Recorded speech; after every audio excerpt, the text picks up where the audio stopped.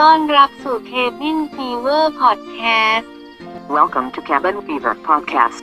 Ladies and gentlemen, welcome back to Cabin Fever Podcast. I'm Sean Evans. I'm one half of Cabin Fever Podcast. The other half is Matt Whitney. That's right, we are back in the studio today. Matt and I give our perspectives on the current state of the education system and our personal experiences growing up in public schools. I think Pink Floyd said it best. We don't need no education. Well, you know, we do need some education. We don't need no thought control. And then we get the down low on Matt's very intense Thai massage. คุณมีปมมาก And we discuss the latest Netflix movie starring Brad Pitt, War Machine. So please sit back, relax, and enjoy today's podcast. Cabin Fever. การจบลงอย่างมีความสุข Happy ending.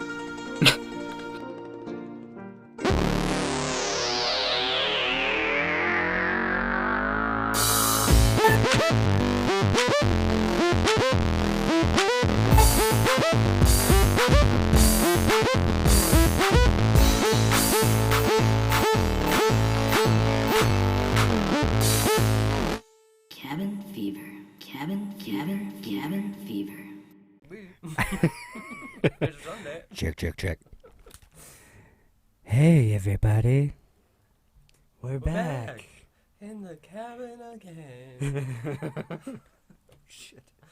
Remix. Check.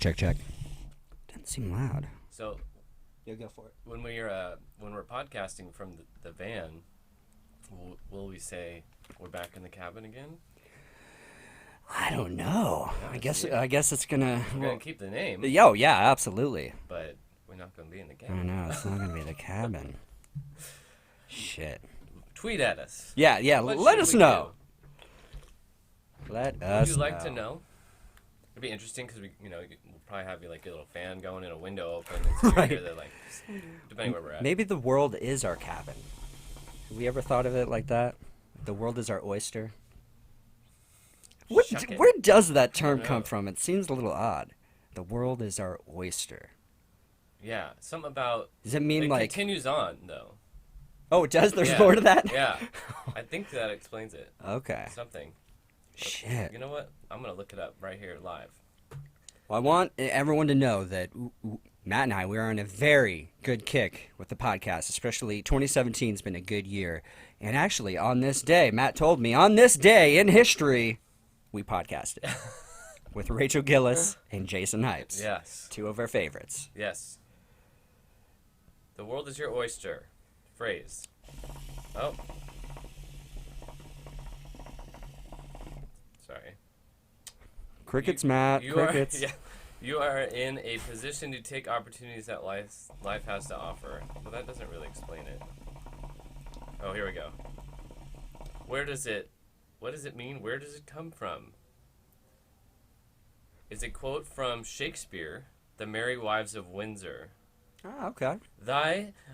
Why then the world's mine oyster, which I with sword will open? Okay. The original implication of the Translation, phrase please.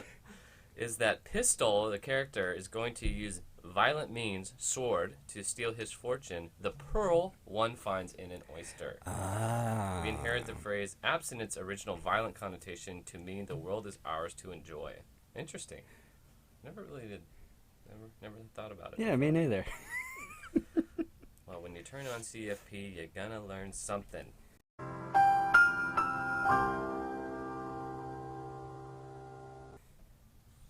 Guaranteed. Yeah, who needs PBS, right? Excuse me? Trump's cutting it. Yeah. I saw a figure of breakdowns, and it's just on the internet. You don't know where it's true, but they're saying like all the arts programs and stuff that he wants to cut is equivalent to for the taxpayer is about $22 a year, whereas other big spending items like the military is about $500 a year. Does that sound right? Or $300 to $500? Well, yeah, I mean our defense budget's the Yeah. largest in the world, so that's all goes towards military, and we have some of the worst schools in the world. So, Yeah. well, at least in the Western world, I guess. I don't know. We're like ranking low. in Yeah, we're education. doing pretty bad right now. Yeah.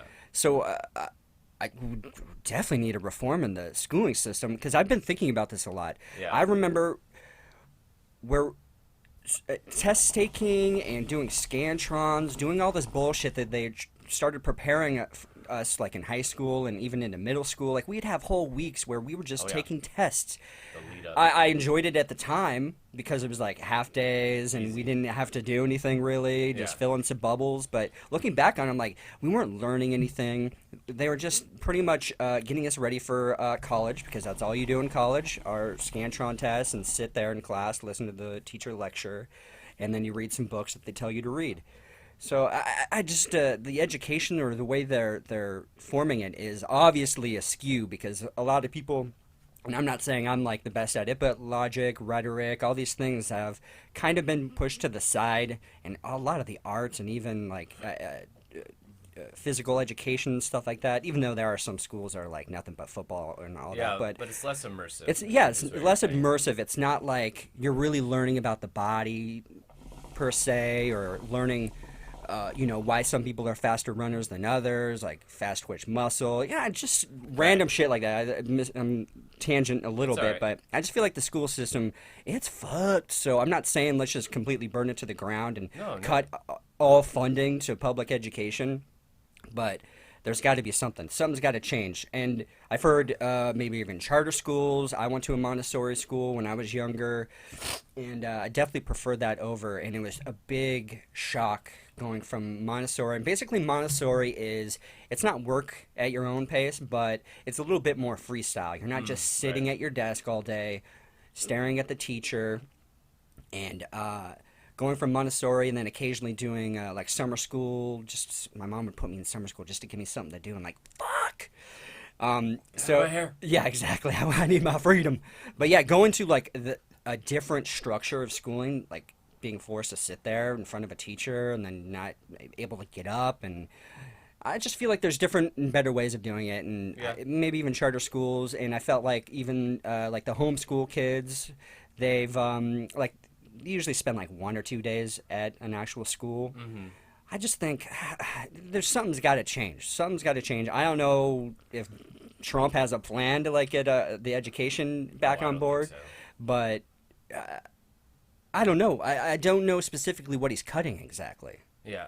Well, to rewind a little bit. Yeah, please those- do. Yeah, sorry, I like completely went off a Sorry, tangent, those but yeah, break those it down. Let's get back to the standardized base. tests and stuff. They like, yeah, it's unfortunate they're doing that because that's where they're getting their funding from is these test scores and stuff like that. So it's all teach to the test and stuff like that, which has been going on for since we were in school. But then as I understand, got progressively worse. Yep. Probably as like budgets got slashed and whatnot. There's just no time to do anything else except for doing the thing that gets you paid, really. But yeah, it's unfortunate, and it's unfortunate because you can't play with these different ideas of school, like different methods of teaching and stuff like that Yes. because there's no room, there's no time, just stuff like that. I think And it's unfortunate. Yeah, I think there should be an option when you're really, really young. If you have more of an aptitude towards visual learning or just because people learn differently. Yeah. I'm definitely much more of a visual person. So it's like I need to kind of see graphs. I need to see things in front of me to really visualize it. Yeah. Even like vocab, like I'll think of a word and I'm actually just picturing being in Miss Virgilio's class, looking up at this Yes. screen and the vocab things, videos, and that's what I'm picturing. So effective. I'm not actually thinking, I don't know. Just it's hard for me to describe. I'm sure a lot of people learn that way, but I just wish there were different school avenues, schools like that tailored towards a certain way of thinking, and they do that. A lot of private schools, like they've got certain schools that are just science or schools for the arts, but those are very expensive. Yeah, I'm talking exactly. I was poor, so it's like and of course public school. Most kids, it's our tax money. Parents' tax money paid for it. You gotta and all pull that. yourself by the bootstraps. Yeah, right, Make your way exactly. through. Yeah, That's yeah. The overall I think message we get sent, Yeah. it doesn't matter. Yeah. But no, I agree with you. But yeah, obviously that would take a lot more funding for something like that. Yeah, And exactly. Teachers, in schools, they get fucked. I mean, totally. I They deliver to schools all the really, time. really do. And I was just at a high school, over here off El Cajon Boulevard, Hoover High, and I delivered to their culinary arts class or whatever, and the teacher's very sweet. But, and they're coming to an end, and she's got like a lanyard on, and there's a bunch of buttons that say, no more layoffs, no more stuff like that. And I mean, God, the heart those teachers have to do their job in the face of like where they could just be cut and still come in there and deal with all these kids, and they genuinely have compassion. Like, I love going there to that one, especially because you can just tell it's like a low income area. The school's old, it's like falling apart. But like the staff in the office and stuff, they're all so friendly and they're so nice to me when I come in and stuff, and it just gives me like a warm feeling of like, oh yeah, kind of like the better parts of school, and you feel, you're being engaged, and then you learn the real world, so you kind of miss it a bit. I don't know where I'm going with this. I'm just saying that it's got to be so hard for them, but they put up with so much, outside of what even they're getting paid to do their job, and yet their jobs always feel like they're on the line. Oh yeah. Oh yeah. And a lot of teachers, they'll spend their own money just to be able to buy supplies to provide for the class, especially the elementary and the kindergarten and preschool. These teachers are buying markers, crayons, or they're hoping for donations from the kids, but they know that they're dealing with lower income people, so it's hard to get these learning tools inside the classroom just to have fun or to do good things with your kids. And it's a shame. It really is a shame. I wish the defense budget was the opposite, because then we'd be number one in all levels of education throughout the world. But yeah, I don't know when it's going to transition. It's hopefully in our lifetime. I mean, yeah. A lot of people were, there's an amazing thing about marijuana reform and how it went from the prohibition to now it's just slowly being legalized. If people fought that hard for getting proper education, or maybe slashing the defense budget, or I know military is very, very integral and it's very important, but they're also getting a lot of the poorer people that have no options. They're not going to go to college. The only option is the military, so it benefits the military to even have shitty schools. True. So it's like it's just a weird thing that we have to get past, and just unfortunately America is like It's an American thing. It's an American thing, man. Just think about how we even got here as a country. We had to break away from Britain, Yeah. and then war after war after war after war, and now we're still in wars. Well, not to mention the fact that you survive the public school system and then you do go to college. It's just about money now, too. Yeah. I mean, other countries, you can continue your education, get a specialized degree without any cost to you, except And a lot of those guys come to America and just make bank. Yeah, exactly. They get all their training for free, and it's it's a celebrated aspect of their culture. Oh yeah. Which sounds fucking awesome. Yeah, it really does. It really, really does. Yeah. And then you just hire, more education comes with, a more peaceful society. Definitely. A general awareness of the world and your place in it, and, and then you tend to move away from violent things, really. Oh, definitely. Definitely. Builds strong communities, and yeah, it's unfortunate. Man, how do we even get on top of that? I don't know. It's just the podcast, baby. Never know where it's gonna go.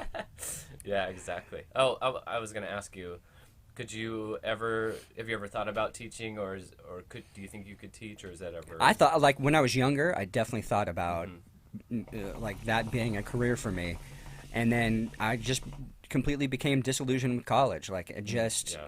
I thought you go to college and you choose the subject you want to study, and then you go. But no, you got to learn. Basically, you got to do high school over again, just a little higher level of math class, science class, all these other classes, all these. Obviously, you do want to have that good base of education, but it's like, I want to go to college, man. If I want to become a history teacher, let me take every fucking history class I can, or other things like that. Right. Why? I get it, but Yeah.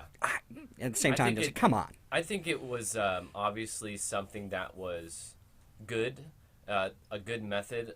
Get a base level education, then kind of branch off into your specialty. But I think as time has wore on, and when even the community college is getting ridiculously expensive, it's just like you really start to feel like it's going to weigh on you. I don't want to take this class. Like, why do I have to take it? I got to spend all this time and money now, just to get to where I can learn about what I want to learn. Yeah, Right. It's kind of, I think it's kind of gotten lost, that whole methodology. And we were talking about on the last podcast with Rachel, like sometimes. Oh shit! I just lost my thought. Talking about talking about money and stuff like that, because that's what she talked about. Yeah, like, yeah. taking the time off. And going Right. into Oh, debt. right. Maturity level. Oh, that's You know, right, when yeah, you're yeah. younger, maybe you want to kind of press the fast forward button. Like you kind of want to get to your career. You want to you feel like Right. you're moving forward, but then you get bogged down taking all these classes you don't necessarily really want to be taking Yeah. to get to your ultimate goal of whatever it might be. Maybe you want to become an accountant, so just take all those math classes and finance classes you need to take, and then move forward. Why do you need to hold someone back to learn about the Revolutionary War if they don't give a shit about it, type of thing? Yeah, exactly. Such a good point. Yeah, it's unfortunate. I thought about teaching a lot because when I was young, we moved a lot and I switched schools a lot. Right. And so school became the only thing that was really solid. And, I had great teachers, great environment. I learned to love school and learning and stuff like that. And I thought for sure teaching would be a place for me. Just in a way, I was like, I could give back kind of like the way my teachers gave to me or whatever. And I went back after I graduated and had like a couple conversations with some of my old teachers too, and they were really encouraging. But then I think I just kind of Elementary or what? Different levels? of where Like when the teachers that you I went back and talked to. one of my elementary school teachers. Oh, But okay. she was teaching middle school by then. Oh, okay, nice. But she was like my favorite teacher and was just so supportive of me and stuff. So, and she told me actually, it's kind of funny because, obviously I lost sight of that and didn't do it. But randomly, I was having a conversation with my girlfriend last week, and she was Bragger. Joking. some privilege. Yeah, privilege. That's so funny. And I was like, I was like, I was asking her, I'm like, do you think I could be a teacher? Like, what do you think of that? And she was like very encouraging of it. And then I remembered the conversation I had with my teacher, and she didn't go back and get her teaching credential until she was in her 30s. And I don't know, that just like came to me and stuff like that. That's a light bulb, man. Yeah, I know. That could be a little nudge in your ship, in your trajectory. Oh, I mean, I've said it before in the podcast, but Mr. Bevel, he was the photography teacher, Right. and he just saw that I had I was good at it. I had a good eye for photography, and he just really pushed me towards it, and that really brought me to where I am right now, which is a professional photographer, Yeah. somehow surviving in sunny San Diego, especially on the West Coast, one of the more expensive cities Oh, to yeah. live. So Absolutely. it's just amazing the power of a really good teacher, Mm-hmm. a really good, and they're out there, man. And I would totally agree with your girlfriend that I would see you being. I think about it all the time. You'd either be a phenomenal comedian, and now that you talk about teaching, you'd be an even better teacher. That's I a think. great compliment. Yeah, an I even better appreciate teacher. What would you like? Grade level, high school, I would think high elementary. school. Yeah, high school would be fun. Because then you can sass. Yeah, exactly. You can say shit every once in a while, or. Well, I just thinking back, like. Yeah. I don't know if they obviously still do it, but like coaches will teach random classes. Like I had Coach That's so Baycorn taught like sexuality, human sexuality or That's something. right. I'm just like, That's right. okay, this is a weird class Yeah. for my freshman football coach to be teaching. Here we go. Yeah, exactly. Yeah, I think thank you. That's a really nice thing to say. She was very complimentary as well, but I like that idea, like your teacher. I think to have that skill and level of compassion to see a young person really like for who they are and be cognizant of like what they're doing, and then to be able to kind of give them some kind of direction must be an incredible fulfilling thing. You know what I Oh mean? yeah, absolutely. and then you can see why teachers do it, because they're not making any money, and but they've dedicated their lives to, shaping students. And I think as I've gotten older too, that idea is just like, wow, that's something that can just keep you young and carry you kind of through the rest of your life. Right, exactly. See, I wish it was reverse. I wish the administrators made the least amount of money and the teachers made the most amount of money. They're the ones in the trenches. They're the ones teaching. They're the ones hopefully actually putting together a good study plan and not just regurgitating the same shit every single year. I'm sure they've got their structure that they have, but Right. throw on some new shit, like, Especially nowadays. Yeah, we're living history every single day, and we're living in stories every single day. So English class, it's right there. History class, it's all right there. Science is now a big issue, like, which is crazy to me. Like, science teachers can get in on that. There's all kinds of stuff that teachers kind of help and shape and mold and get people fired up, and they're right there in the front lines, like trying to do something positive, really. Right. See, that's a good idea. As far as like language arts go, like what if when you went to your freshman year English class, because you had to take English every year, what if you used that year to kind of like revamp the basics, how to write a paper and whatnot, but then the subsequent years, you kind of figure out where you're at as far as like, am I a visual person?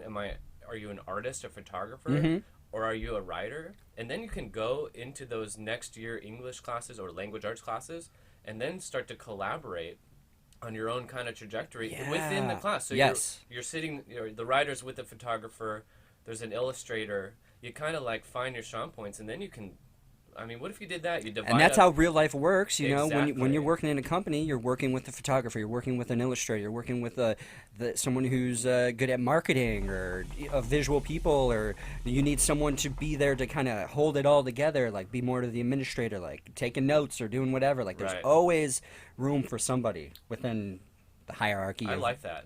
the Yeah. the real world and then education. Because usually, in order to do that, I feel like that's something that comes along in college. And I'm like, why not give a little taste of those different things within one classroom? Right. Because you could really, light a fire under someone's skin. Absolutely. They're allowed to kind of like, if it wasn't advanced as it is now, but like Photoshop class, if I'd got a hold of that when I was in high school, Oh, yeah. then I would, that lit my fire when I was in college, just happenstance. You know Right. what I mean? Oh, yeah. But and who knows? Maybe they are doing it. We should have a teacher on. We know some teachers. I know a teacher.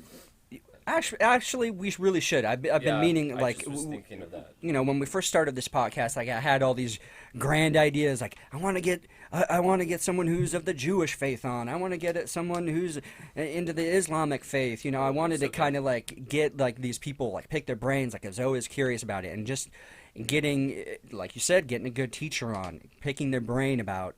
Because really, we're just looking from the outside, and we're hearing things like, we know it's shitty for most teachers out there, and they're not getting paid enough, and just to be in front of a class, and try to teach, because they pack kids in classes now, so it's like 30 kids. I couldn't imagine being an elementary school teacher and try to wrangle like a bunch of second graders.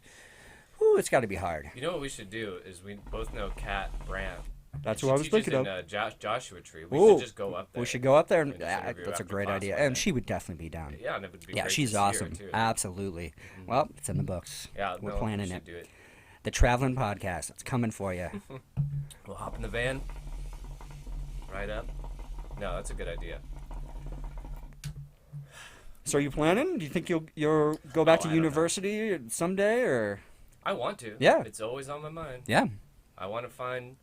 I think I would like to find something where I can offer that like ear and that patience and do something about that speaks to me. I gotta wrangle it in and find somewhere Yeah. to go, because to me that sounds fulfilled. Like I said, something to just carry through the rest of my life. Yeah. Where I'm focused on that, working with people in some respect, and then writing it out. Doing something for others, I guess. Right. I don't know. Probably it would take going in and talking to a really good counselor. Someone Right. that could Right. really just like lay it out. Here's where you can get money to do it. Blah blah blah. Well, we'll have to pick Kat's brain because I mean she knows how to become a teacher. She's went through all those steps and Yeah. yeah, found a good Exactly. gig. We'll hit her up. Yeah. Cool. All right. Cabin fever out. No. Cabin fever. Cabin fever. Nice. All right, so we'll just jump into something else real quick. All right, so I had we talked about it in this day in history, so I looked up, and a lot of shit's happened on June 4th. Oh, All right, so let's kick it back to 1942. The Battle of Midway begins. And the only reason I even bring it up is because we have the Midway here in sunny San Diego. It's here is it's a museum. I've been on it once, and it's very fascinating to visit and just to see how massive this thing is, and that it had been in war after war. My grandfather served on it later in the 50s. Oh, no kidding. Oh, yeah. I didn't know that. Yep, he flew Corsair airplanes right off the flight deck of the USS Midway, so it was always kind of a cool thing that it ended up here in San Diego. And it was just, it's just crazy how much war, like, I went through other days, and it's like, this battle happened, this battle happened, this happened, this happened. I'm like, damn. There's one day we can just have some peace. Yeah. Can't we just have some peace? Some Earth Day peace? Yeah. And then also on this day was the Tiananmen Square. Do you know that whole deal happened? Yeah. So another crazy thing. And then in 1896, Henry Ford test drove his quadricycle. It was one of his first kind of inventions. Interesting. Yeah, yeah. What year is it? Oh, 1896. Wow, amazing. Yep. June 4th. In Detroit. Detroit. Detroit, the city of tomorrow.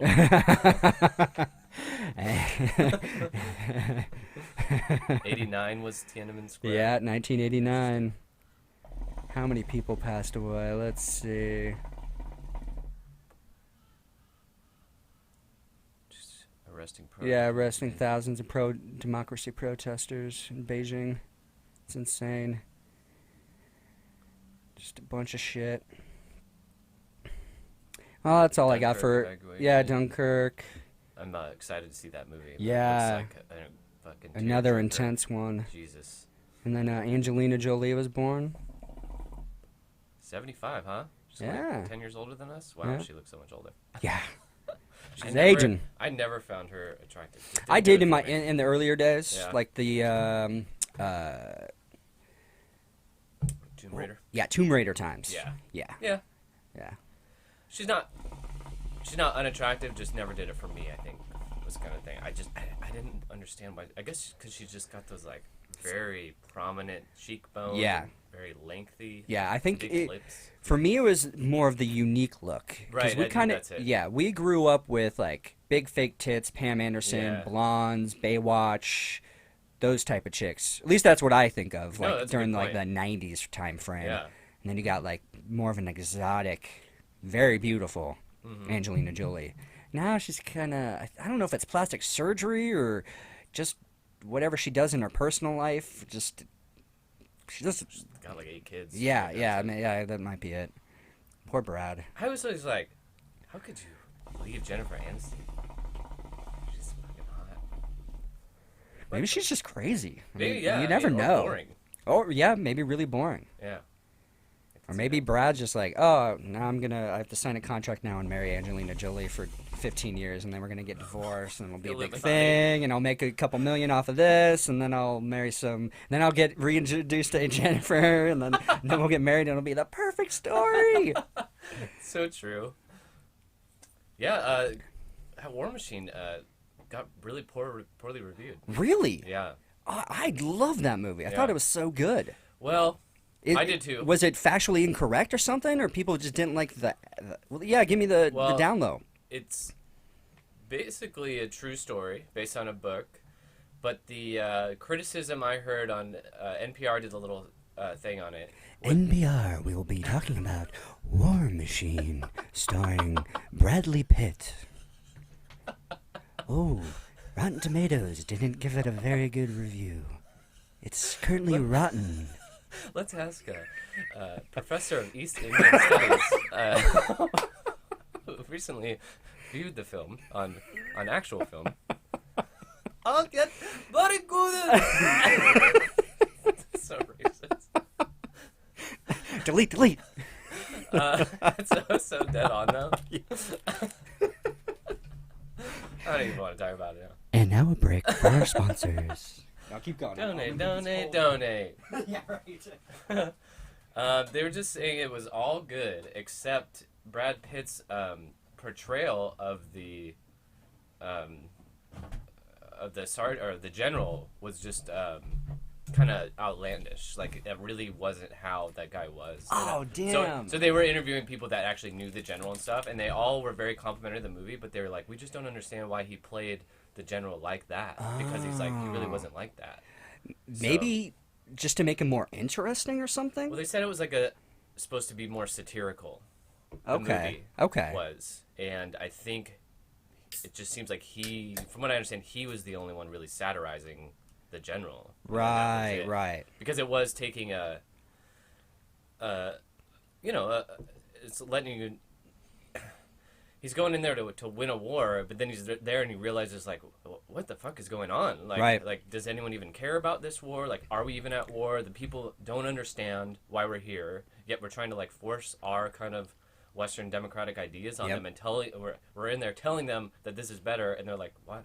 We don't, we just want peace, So I can understand that point, but I guess like his character was just kind of over the top, and I guess that's what kind of threw people off a little bit. Damn, I was thinking that's why they chose to make this movie, because this general was just such a character and just such an oddball, and just had like this grandiose idea that he was going to be the general to come in there and to win the war and to actually, quote unquote, bring peace, or I don't know, bring Western world to a place that is so far from anything that we conceive as modern living, like, because he's just you're dealing with tribes and dealing with mafioso types and like criminal warlords and shit. No one's getting along. And that's what he. The only thing they're going to get along with is kicking America out of the country, and before that it was kicking Russia out.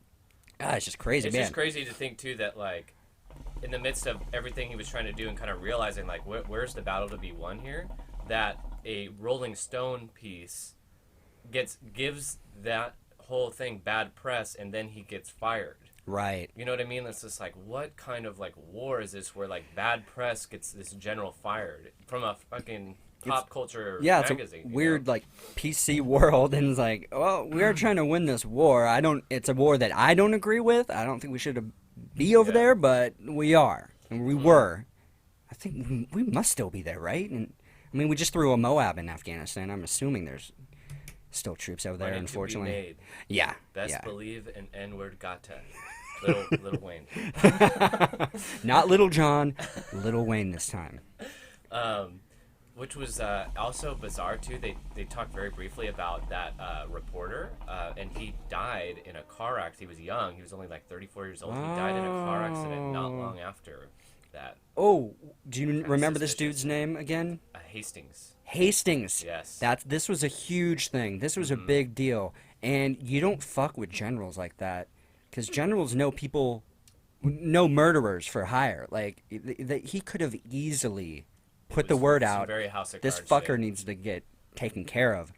And he died mysteriously.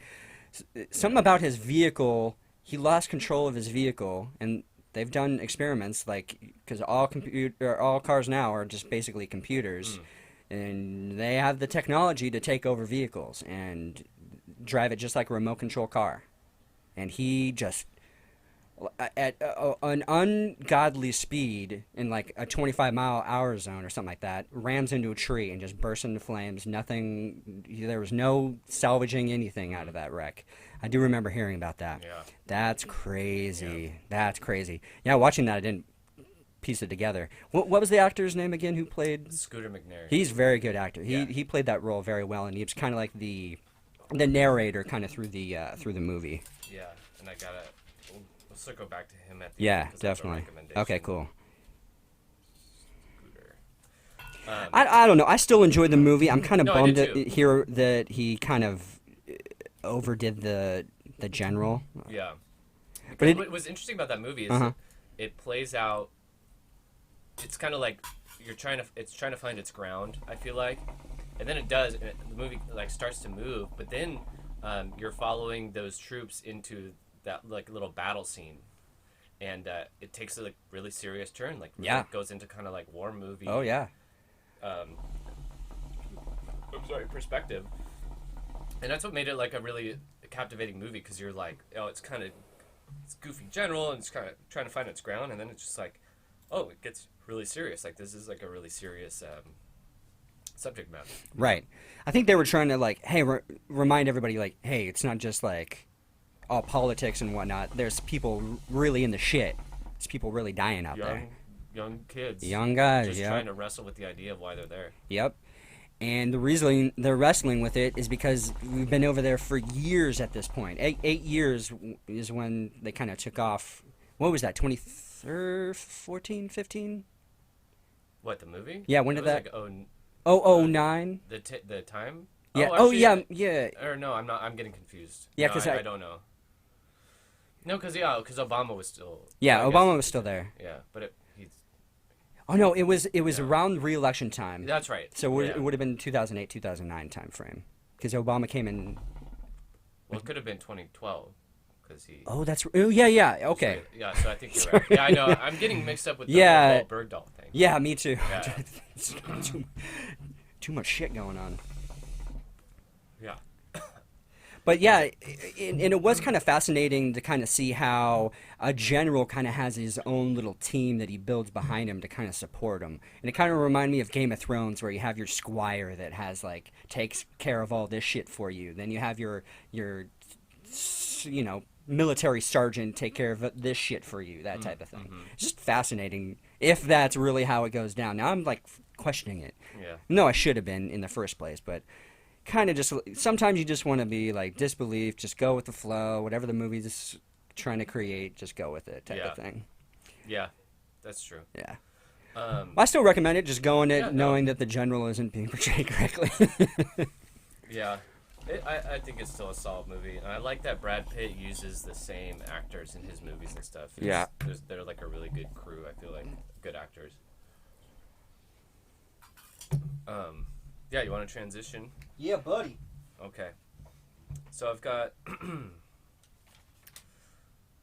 got some things we can go through and, you know, want to Perfect. talk about them. Hell yeah, let's do it. This is an article from crack.com, and it's 12 pieces of good news that the media had skipped over. I don't like to say that, just because the media gets so thrown around a lot, but it's so accused. Oh, the media skipped it, you know, like Right. They purposely Yeah. skipped it to talk about this. Yeah. Well, whatever. They're just trying to make money. Right, exactly.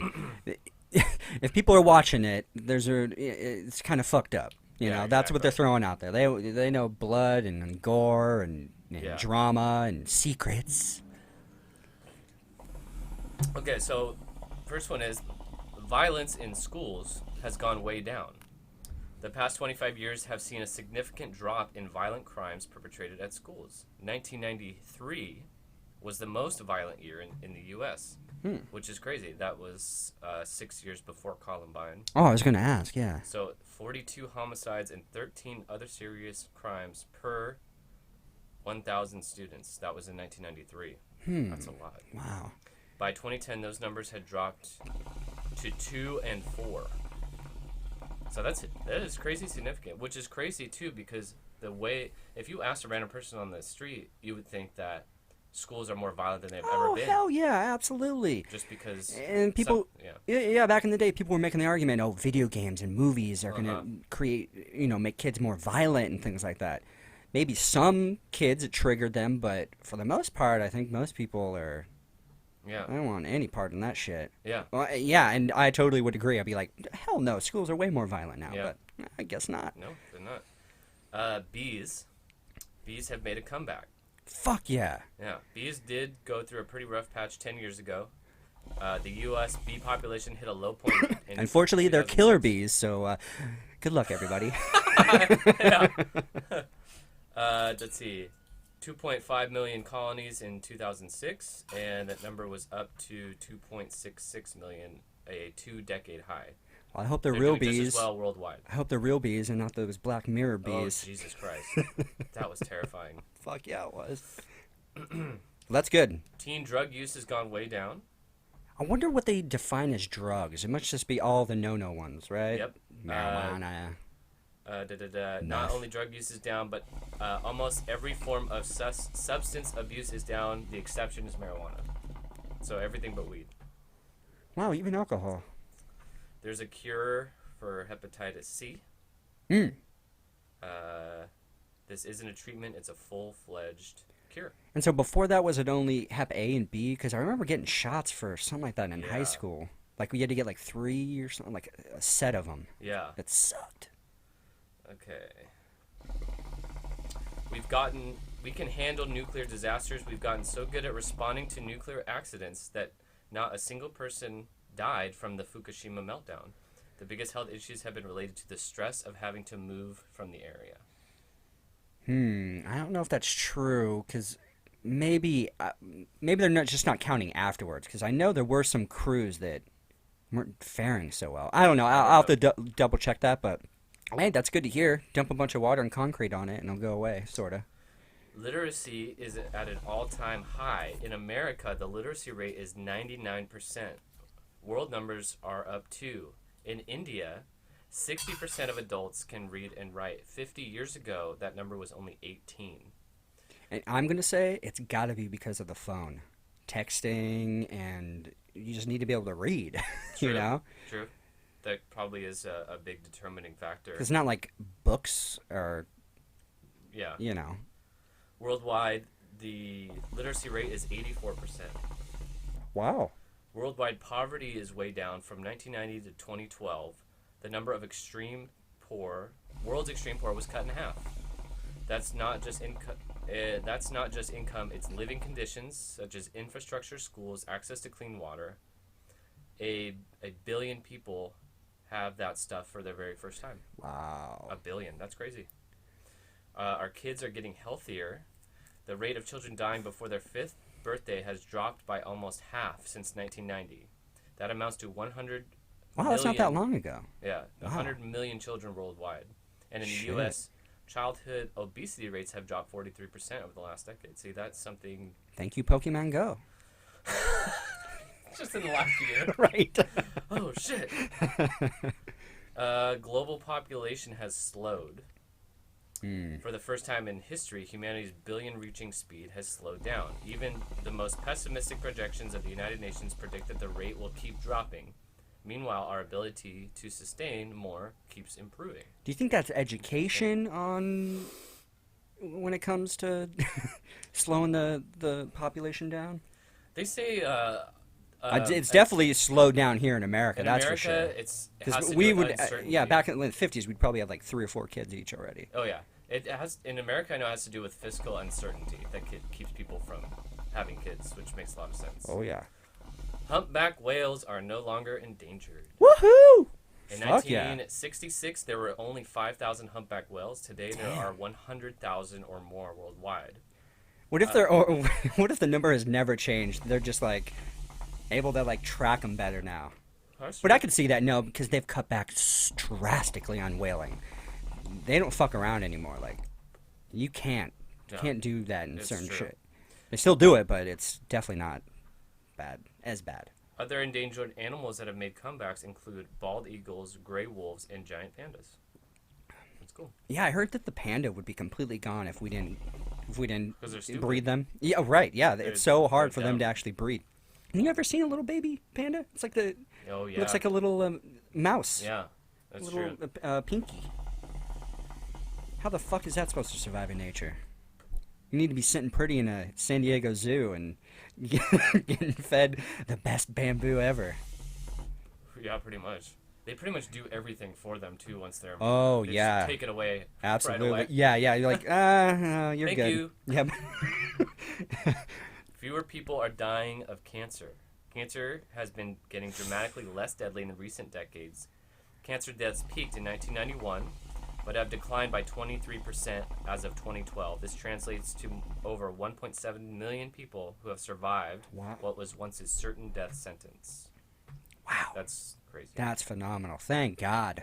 Thank God. I've eaten way too much McDonald's to not be worried about my future and cancer. And, interesting enough, war is at an all-time low. The world is experiencing Comparably, a yeah. long peace. Yeah. The first decade of the 21st century saw the number of annual battle deaths at its lowest ever in history, and the past couple of 100 years have been the most peaceful in the world history. Wow. That's crazy. Just world wars, that really, those are big numbers when World War I, World War II. No, it's saying even taking the world wars into account. Oh, shit. Yeah. What? Wow, I guess they're Genghis Khan. Is that what we're taking it back those times? That's what they're saying. Just like, really, 200 years ago and prior. Right. Yeah. You had wars. That's going all true. over. Yeah, that's true. Damn. Wow. Which is crazy to Very. account for. Yeah. That was the last one. Yeah. Well, there you go. There's another thing with the media. It's all war, death, famine. Now there's all these terrorist attacks starting to occur over in Europe and stuff. So it's like, if we didn't know any of that was going on, we'd be like, obviously completely content here in sunny San Diego. It's like there's no famine here. There's no, we're not warring with Mexico or anything crazy like that. It's like pretty nice. We're doing pretty well. But that kind of perspective gets lost, though, because, attacks last night in London, it's broadcast all over the world. People take it as a doomsday almost event, and it sucks to not have that. Just like crime on the news, up, down everywhere, but the coverage is up 200%. Exactly. It just really creates a false bias for people, and I think it makes people trigger happy, I feel like. Oh, for sure. We're always gearing up, and it's just like, I worry about the slightest thing setting people off just because they're ready to go. Yeah, kind of thing, exactly. I hate that kind of mentality. It's dangerous. So, what are your thoughts on these, recent attacks? I mean, you had the Ariana Grande at Manchester, now you got the London Bridge, and then before that you had some other Paris attacks and things like that. I mean, and they do come out, like ISIS has kind of come out and taken credit, but they might take credit for anything. It's not necessarily ISIS, but it could be. See, a lot of people I feel like they're blaming radical Islam. I think we're dealing with some real mental issues. It's still just like here in America, when you have a white kid go into a black church and shoot a bunch of people, it's not necessarily a racist. It's a fucking mentally ill retard that's going under the guise, maybe because the media cherry-picked a picture that they had with a Confederate flag or something like that. But I'm just picking this one case. He had black friends, so he was just a mentally ill retard. And I'm bringing back retard because if you really look up the word, I'm not thinking of anyone who's mentally challenged. I'm thinking of someone who's just mentally stunted, who should be completely fine cognizantly, and has just decided to go down a very dark, dirty path. Someone who's fucking things up. Yeah, really fucking things up. So it doesn't matter your religion. I don't care the color of your skin or what you're claiming to represent.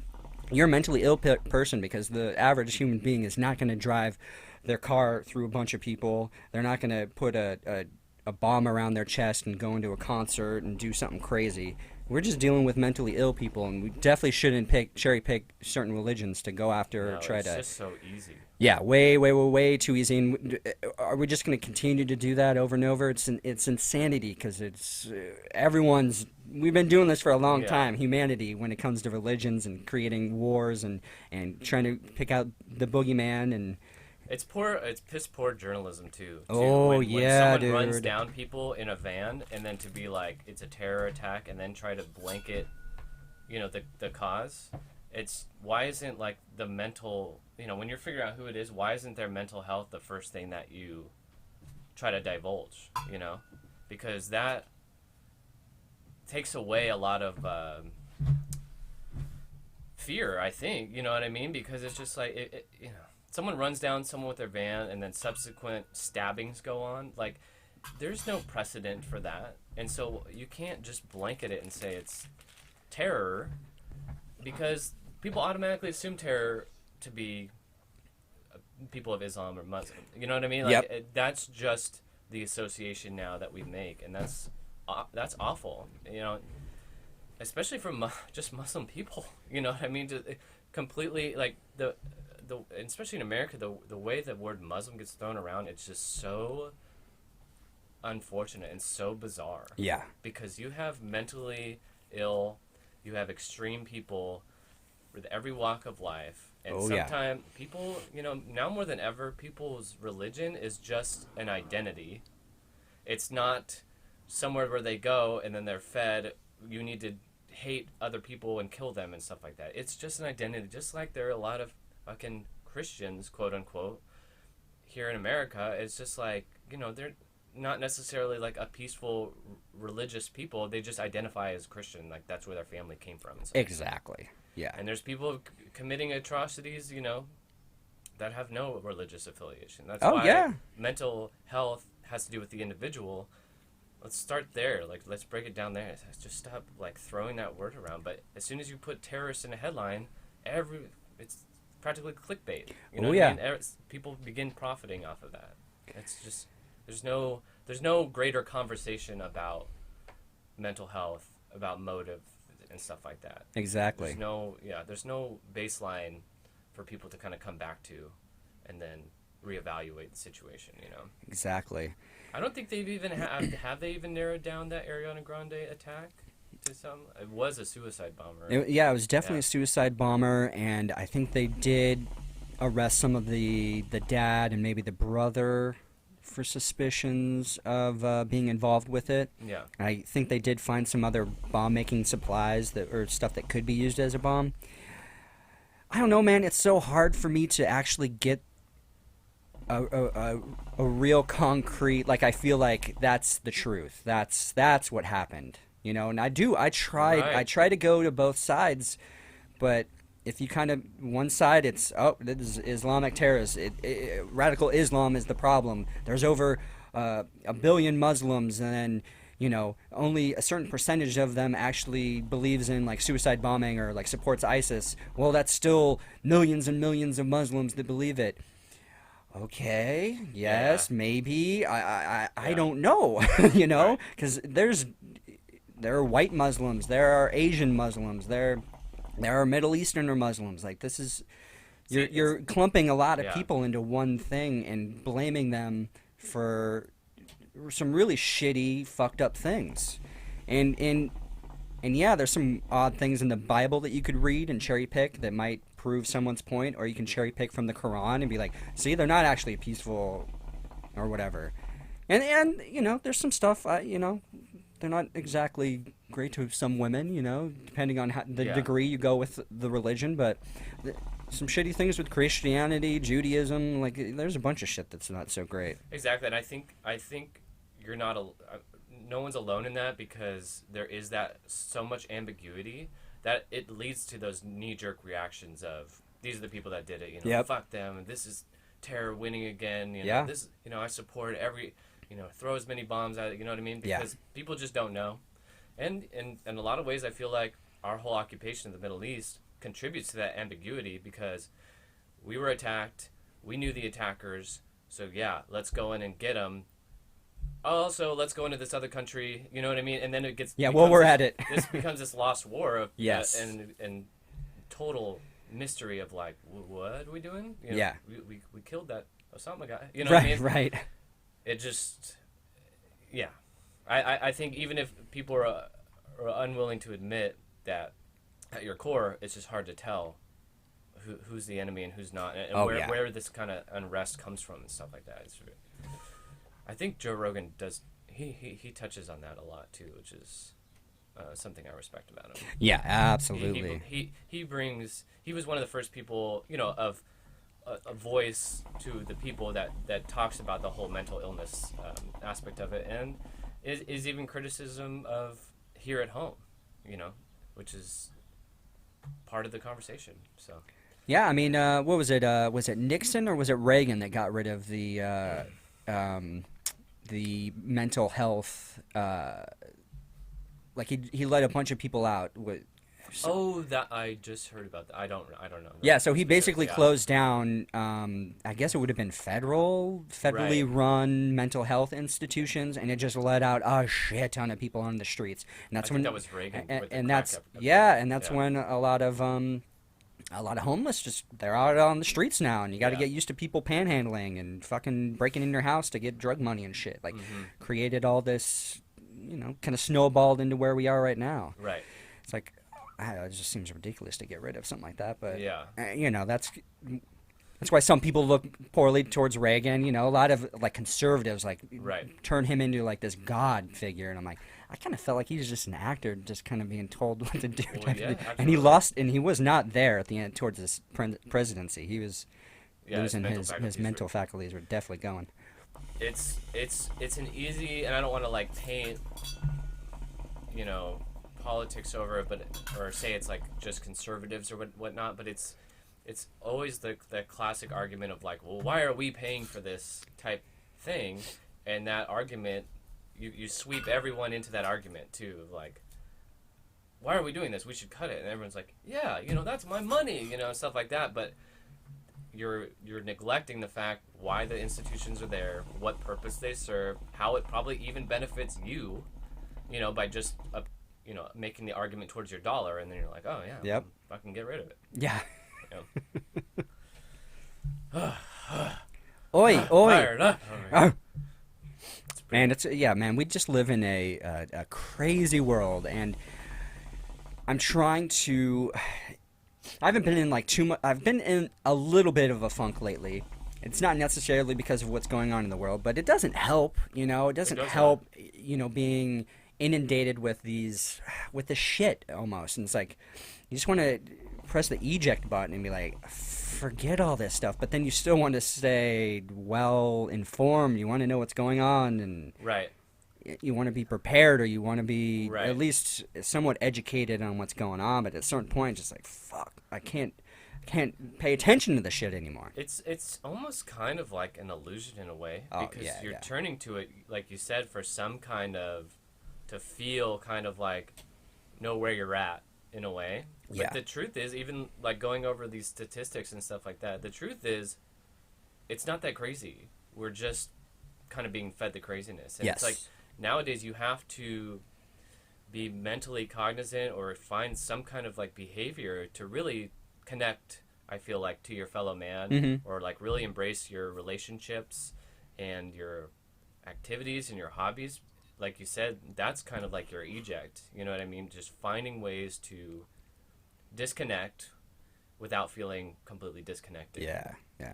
But that's not easy. It's so Oh, yeah. ingrained in our culture and in our society that it's just easy to do, easy to fall into. Like you said, obviously, if you're in like a personal funk, all that shit is just gonna feed into that Yeah, funk, it because really it's does. really you're experiencing like an emotion, and that stuff just starts. It's like a gateway, and you're being hit.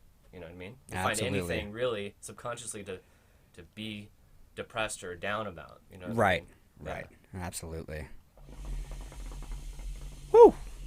Woo. Woo. Woo. That's why, to pivot, Yeah. Let's pivot. you should get a massage. Yeah, buddy. Get into it, because all right. Yeah. So let me just a little history. I've never gotten a legit any kind of massage except that from blows my ex-girlfriends, just shitty, half-assed massages from ex-girlfriends, or just You, my friend, random need to ladies treat or something. yourself. I feel like I should. All right, so I break can't it down. believe What we do you never got? had So you Thai massage. Break it down for me. Yes. So I've had different massages. Okay. Not a whole lot, but I've had the traditional massage. You go in, lay down. Yep. You tell them kind of what hurts, or they just give you a whole general body thing. They find your. You just point to your crotch. I knew it was going there. I knew. As a person who's never received a massage, Right. they'll have the idea Yeah. of what it is. Yeah, no. A muscle knot is, something that occurs. Well, really what happens with a knot is that you're not getting proper blood flow into your muscle.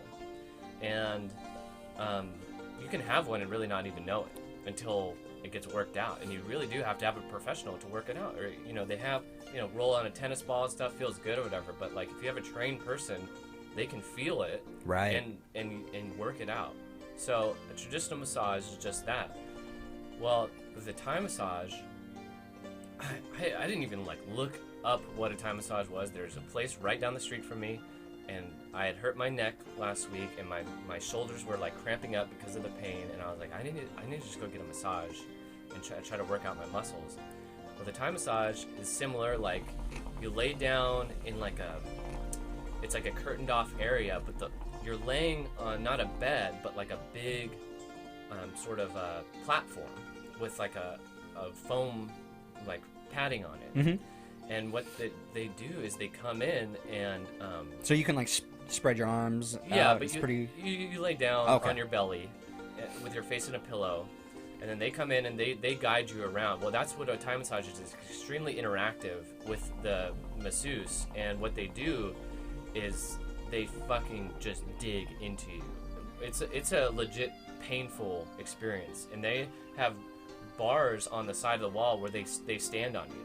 They stand on Yeah, you I was gonna ask if yeah. she actually got up and. Oh, yeah. Oh, that's So crazy. they beat you up, and Yeah. what I realized what they do is like they spend like the first 15 minutes kind of like assaulting your body, and it exposes those knots. Oh, okay. And so you're kind of irritating them. Right. And then after a while, and I had no idea what I was carrying on my back until she started doing it, and then you can just feel all the individual knots under shoulder blades and around my neck, and then once How do you get these? Just from not properly stretching and then lifting, or is your muscle tearing and then it It's- balls itself up it because balls the blood's itself up. not getting there or something? It's not a tear, but the fibers become kind of Twisted or knotted something? and twisted Yeah. in a way where they're not receiving blood, and you get Okay. it from anything. Lifting, I know I'm getting it from lifting, using one side of my body to lift, muscles trying to compensate, they knot up. Stress is a big one. I have a area of my shoulder that when I'm stressed, it's some kind of stress response where I have something similar. there's a spot that Yeah. just every time. Yep. It doesn't matter. I don't know when I do know when it started, but it's a stress reaction. You stress, your shoulders go up. Everyone puts their stress somewhere, and the muscles hold on to it like a weird sort of like mini trauma or whatever. And so what they do in the Thai massage is fucking walking on your back, dig it, strongest hands ever. This little Thai lady, and then they take hot stones and start working those knots, and it fucking hurts. I mean, Jesus Christ, it hurts. So you're going, oh, Yeah. You kind of have to, like, I feel like I tolerate pain well, but then there's moments where I have to let her know, like, and then she'll back on. You know what I mean? Like, yeah. You hit something, and she's like, she'll circle back to it. Right. So she went over the same areas like 3 times, and then finally, you start to feel it relax, and you feel the blood coming into it, and then you Really? start like, then I could feel like as she was going over them again, like it didn't hurt as much, and then I remember I was like that, and then breathe. yeah, and they in Thai they pick up your legs, they stretch you out, get behind you, curl your back. I mean, it's very invasive, whatever, and like you just have to kind of go with it, and then at the end of it, she's like, You just go in your underwear and then they just. yeah, Okay. that's what I did. They Yeah. have stuff you can change into for more flexibility. I didn't even know, and she didn't really explain it to me either. So I just kind of like laid there in my. Actually, I was just in my gym shorts. Oh, okay. Because I was like, I don't even know what to do here. But so afterwards, she's like, it wasn't like a sales pitch, but she's like, you should come back. Like, I tried to get all your knots out, but like I really couldn't. She's like, you had a lot, and I was like, yeah, I could feel it. And it really, then you feel kind of like swollen because she really just beat you up. Yeah. But let me tell you, dude, the next day, I'm sore from the massage, but my shirts felt different, and I'm like, what's going on here? And then I realized I'm like, there was so much knots going on, I wasn't having feeling in certain parts of my back. I wasn't feeling. Oh shit. And the next day, I'm like wearing my shirts. I'm like, whoa, then I like felt like I worked out. You know? Yeah, and yeah. The shirt feels different. I'm like, what's going on? And then I'm like moving my shoulders, and I'm like, holy shit! I can feel my shirt on my shoulders, and I couldn't feel it before. Wow. Yeah. Holy shit. I legit, dude. I couldn't believe when she started working. I was like, oh my god! And that's me personally, that's from a year of driving and learning how to drive and carrying nothing but stress in my back. Dude, that might be going all the way back to Albertsons and delivering pizzas and then absolutely. years and years working at Costco and shit. Oh yeah. Holy That's what it felt shit. like. I felt like she freed me somehow. And even right now, like, my shoulders hang lower than they have. Or at least I can feel like they have. And it just feels so amazing. And that's why even Your swimming might be better now too. Maybe you have a little bit more I should. rhythm or just movement within your arms.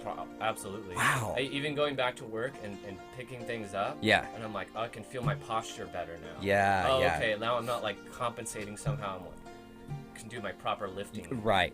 You know what I mean? So what can you do to avoid knots? Like, See, do that's you what know? I- Like, is I there don't certain know. stretches, or you just got to do a Thai massage every few months and You know, have 'em worked out? Obviously, stretching, being aware of when you're tensing up. right? Yeah. I think it's just like anything, being aware of when you're in a stressful situation where you're carrying. Like you said, I was probably carrying so many of those knots for years, and you just kind of adapt and work around them that you forget.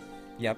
And that's what it was for me. I'm like, oh, now I have this like. Yeah, a lot of times you're just like, Right. oh, there's that pain there that I've had forever. rub it, Okay. Yeah, rub it a know. little bit. I'm like, it feels a little bit better, but it's the knot is obviously still there. You're just kind of Yeah. soothing it a little bit. Yeah. Wow, man, I had no idea that a Thai massage could be just so medically beneficial. That's crazy. It was very surreal, and Yeah, what was it like having a little Thai woman walking like I said, it walking was on your painful. back? Yeah. It was different. Did you, like, was your spine cracking and A little bit. creaking and A little bit. yeah.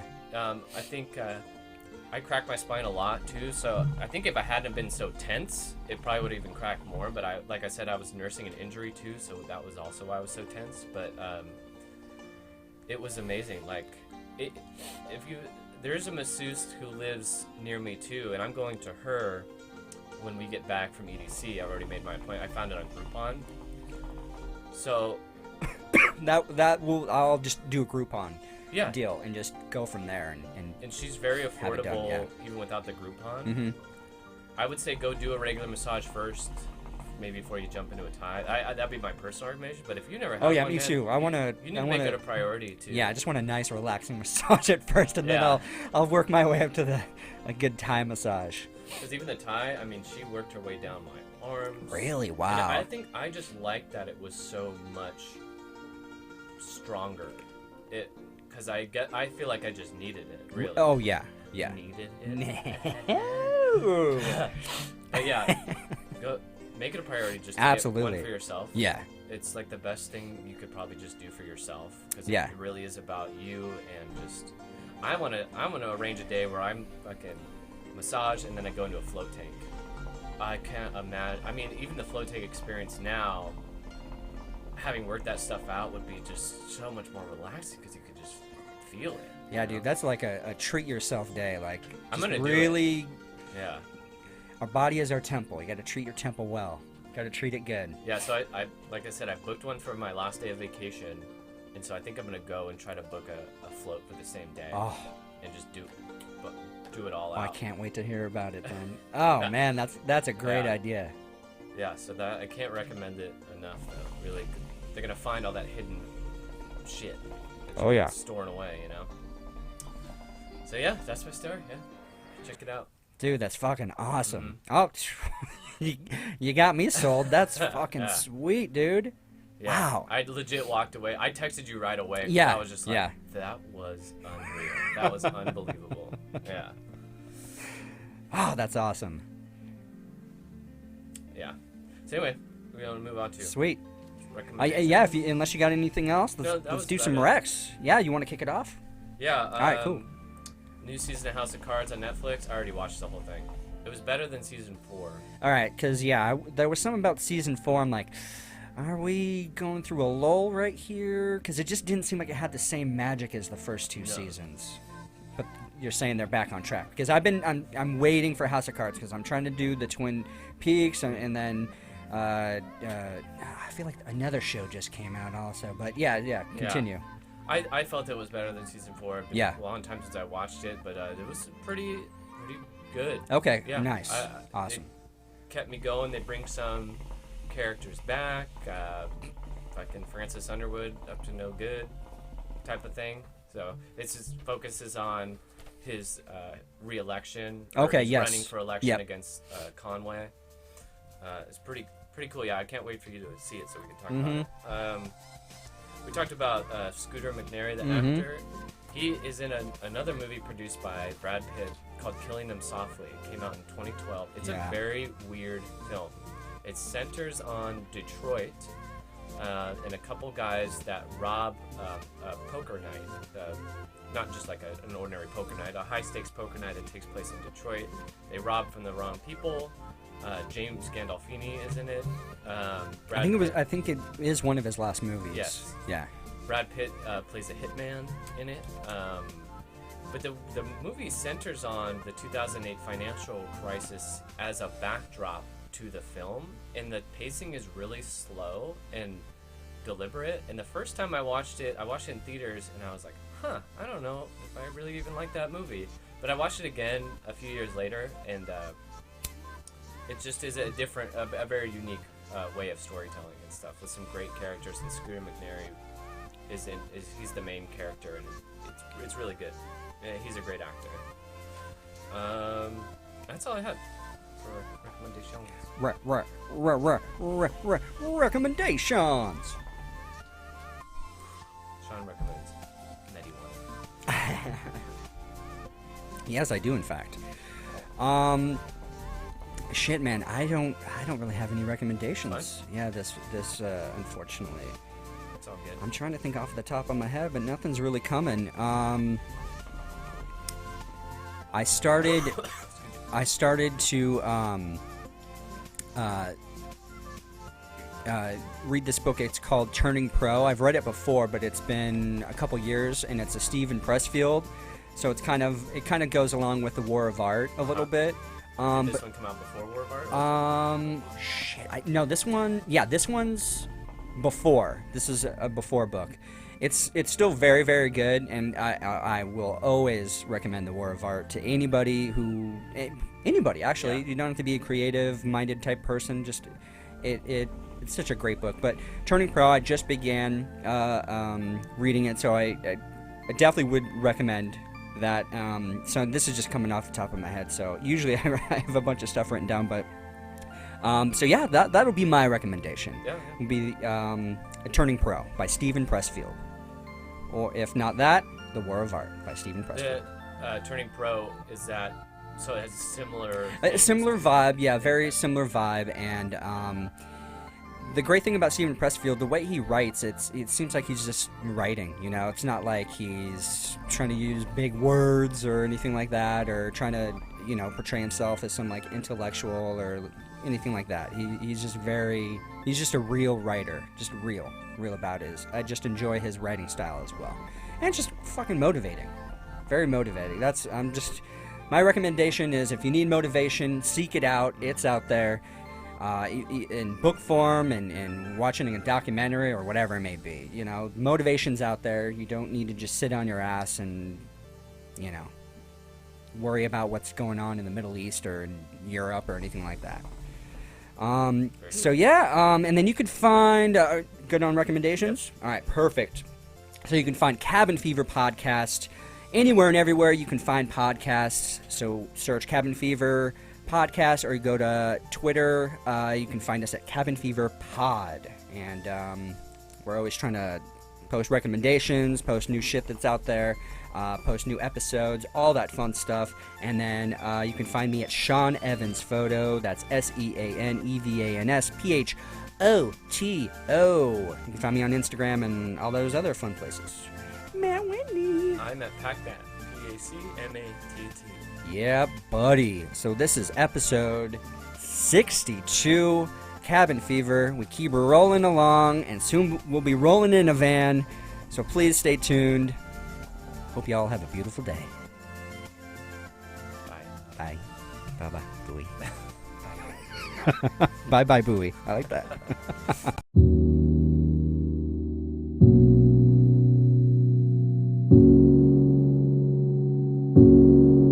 Je suis désolé, mais je ne veux pas être empereur. Ce n'est pas mon affaire. Je ne veux ni conquérir ni diriger personne. Je Je voudrais aider tout le monde dans la mesure du possible. Juifs, chrétiens, païens, blancs et noirs. Nous voudrions tous nous aider si nous pouvions. Les êtres humains sont ainsi faits. Nous voulons donner le bonheur à notre prochain, pas lui donner le malheur. Nous ne voulons pas haïr ni humilier personne.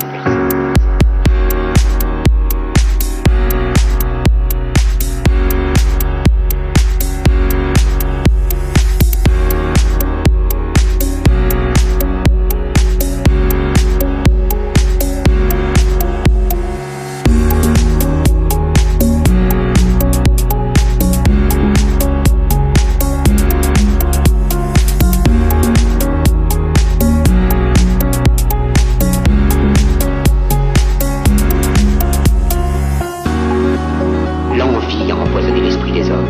Nous avons développé la vitesse pour nous enfermer en nous-mêmes. Notre savoir nous a fait devenir cyniques. Nous sommes inhumains à force d'intelligence. Nous ne ressentons pas assez et nous pensons beaucoup trop. Nous sommes trop mécanisés et nous manquons de tendresse.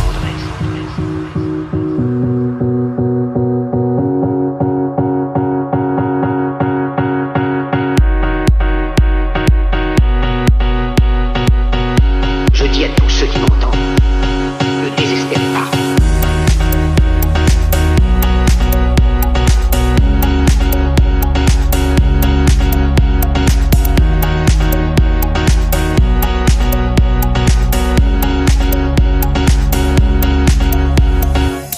Ne vous donnez pas à ces brutes, à une minorité qui vous méprise et qui fait de vous des esclaves, en régiment toute votre vie, et qui vous dit ce qu'il faut faire et ce qu'il faut penser, qui vous dirige, vous manœuvre, se sert de vous comme chair à canon, et qui vous traite comme du bétail.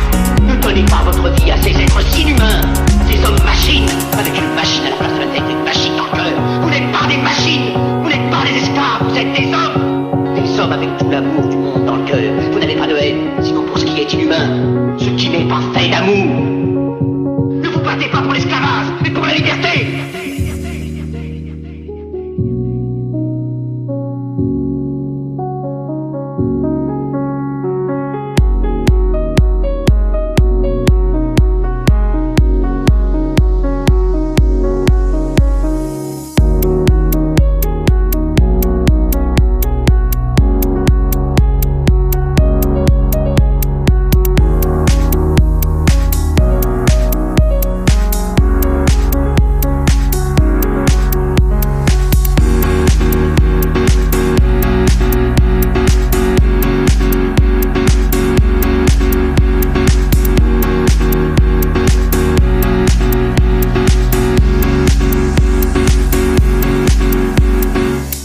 Il faut nous battre pour libérer le monde, pour renverser les frontières et les barrières raciales, pour en finir avec la dignité, avec la haine et l'intolérance.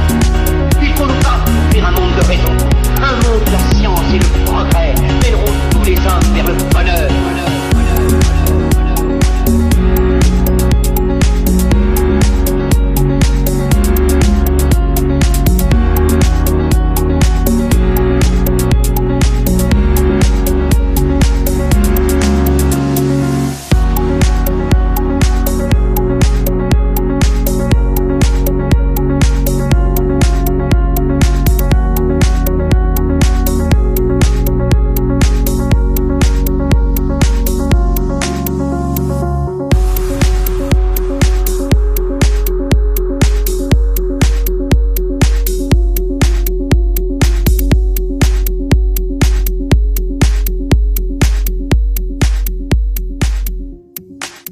การจบลงอย่างมีความสุข Happy ending.